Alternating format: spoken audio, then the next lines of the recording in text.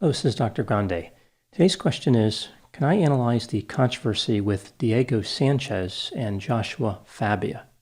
Just a reminder, I'm not diagnosing anybody in this video, only speculating about what could be happening in a situation like this.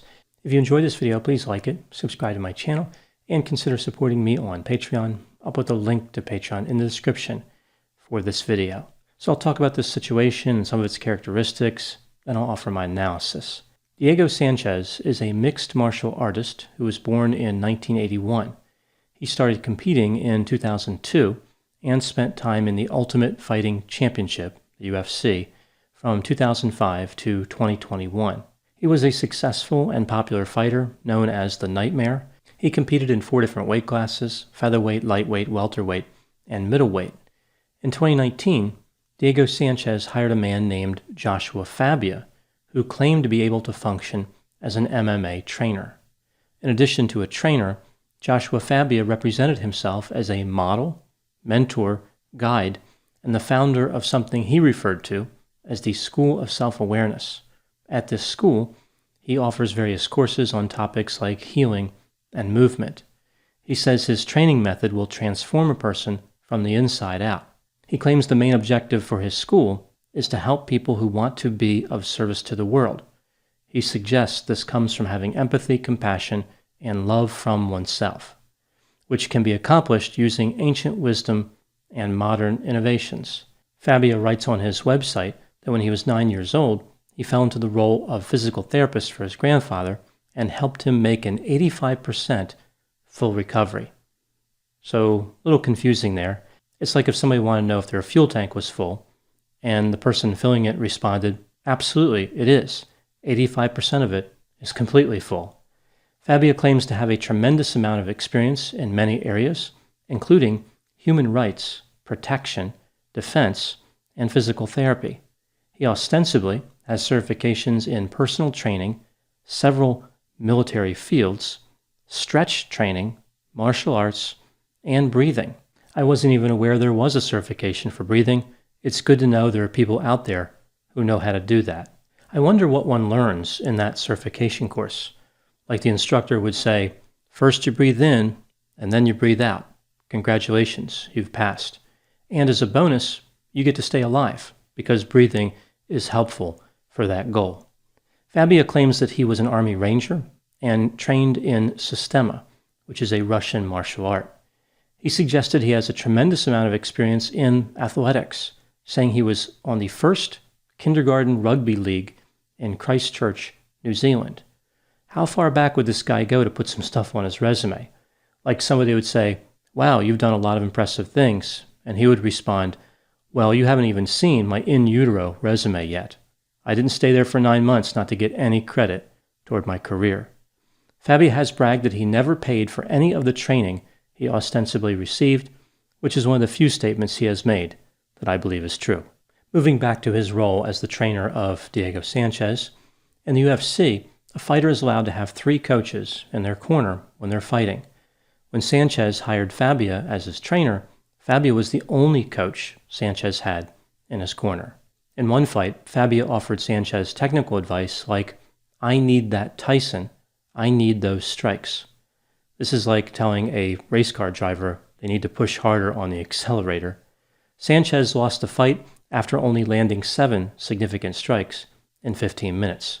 So I guess he didn't listen to Fabia's advice. In another fight, Sanchez used a technique that Fabia taught him in which he sprinted toward his opponent without throwing any strikes. Between rounds, Fabia gave Sanchez advice like, "Think of the shadow, and if it gets tight, get sticky and take it to the ground." Sanchez only won that fight because his opponent was disqualified for striking him with a knee when he was on the ground. Sanchez appeared to give Fabia a lot of control over his career, which led to a number of interesting adventures. For example, there was an incident where Fabia criticized the UFC's broadcast team for allegedly holding Sanchez out in a bad light. Fabia did not seem to appreciate criticism. When it came his way, he would respond by challenging the critics and asking why the other coaches were not being criticized. It was always about deflecting, pointing out the potential faults of others, almost like Fabia didn't really have a defense for his behavior. Fabia allegedly sent 30 threatening text messages to an MMA interviewer after an interview that I guess he figured did not go well. There have been accusations of unusual training methods being used by Fabia, including Fabia chasing fighters around with a knife or hanging Sanchez upside down and striking him. Both of those are unusual, but I'm wondering about that knife situation.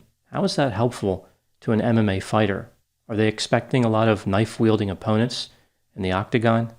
Sanchez appeared to isolate himself from other people as he built a close relationship with Fabia.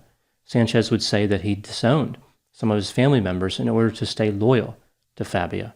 In April of 2021, the UFC separated from Sanchez. He was released from his contract. He would go on to end his relationship with Fabia just a few weeks later. Fabia did interviews after Sanchez was dismissed, where he accused Sanchez of a few different things, including not tipping and doing weird stuff, getting a divorce and having a child, but then getting a one-bedroom condo, driving around in a $3,000 Mercedes. I take it to mean Fabia would have preferred Sanchez drive a more expensive vehicle, or perhaps he was suggesting Sanchez was not managing his money well and he had to drive a car that cost $3,000. Fabia accused Sanchez of being in special education. I guess he meant when Sanchez was younger, being an addict and using over 30 different substances. Fabia claimed that Sanchez had sexual abuse issues. It's not clear what he meant by that. Fabia would also say that Sanchez has been taking advantage of him for the last 2 years. Fabia obtained zero benefit. He was getting death threats. It would appear that Fabia was trying to win a sour grapes competition after the end of his relationship with Sanchez. So what could be going on in a case like this? I watched a number of the interviews that Fabia was part of, including the ones that attracted much of the negative attention. He is difficult to watch. There is a secondhand embarrassment factor. There is a pattern that appears to emerge with his behavior. His behaviors are consistent with being insecure, manipulative, hypersensitive to criticism, antagonistic, loquacious, and arrogant. Fabia was defensive about his obvious lack of any knowledge about training and fighting. He said that most people think of training as going to classes. He implied what was really necessary to be an effective trainer was to invest time and energy and break the trainee apart to analyze what's really going on. Like somehow Fabia was operating at some higher level of consciousness or awareness, almost like a New Age guru, using vague, nonsensical terms to pretend that one is proficient in a specific domain. The ambiguous terminology is used to disguise incompetence. It's like he was implying that his detractors were not smart enough to understand his amazing skill. The problem for Fabia is that the world of MMA actually requires skill and training.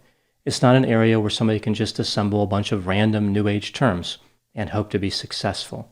Instead of trying to work with MMA fighters, he should have called Oprah Winfrey.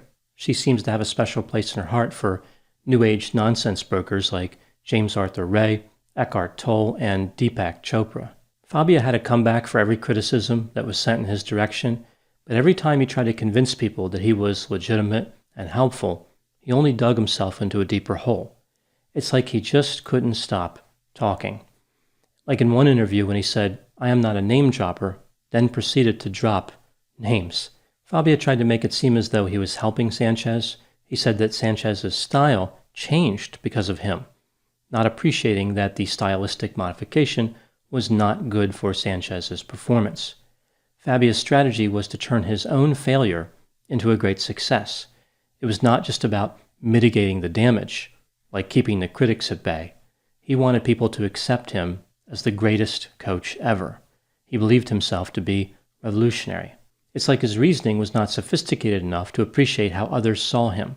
There was no insight, no self-awareness, which is ironic considering he runs the School of Self-Awareness. Attending the Joshua Fabia School of Self-Awareness would be like going to the Bernie Madoff School of Finance, the Sam Kinison School of Subtlety, or the Armie Hammer School of Fine Dining. I think this case illustrates the dangers of people pretending to have skills they don't have and or truly believing they possess those skills. There is no evidence that Fabia knew what he was doing, no indication he would be an effective MMA trainer, but his overconfidence, nonsensical and vague terminology, and argumentative style convinced Sanchez to trust him. Now, it's easy to blame Fabia, but Sanchez had to buy into this as well. He had to ignore trusted advisors and pretty much the entire world telling him that Fabia was bad news. Even though Sanchez almost certainly made the right decision by discontinuing his relationship with Fabia, it was too late to save his career. It just goes to show that anyone can fall victim to a New Age-style guru. Sanchez worked for years to build his fighting skill, including his defense, but the defense he really needed was against poor critical thinking skills. Those are my thoughts on the Diego Sanchez-Joshua Fabia controversy. Please put any opinions and thoughts in the comment section. They always generate an interesting dialogue. As always, I hope you found my analysis of this topic to be interesting. Thanks for watching.